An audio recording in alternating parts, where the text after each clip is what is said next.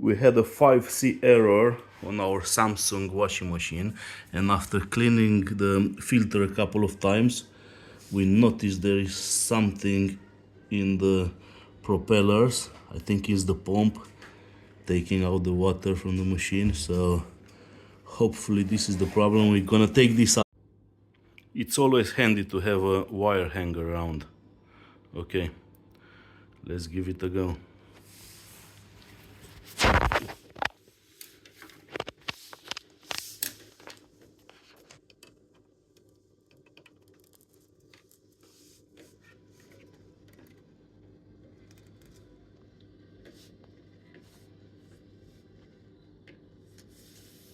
Okay, time for testing. This is how you make your wife happy. Fixing the washing machine.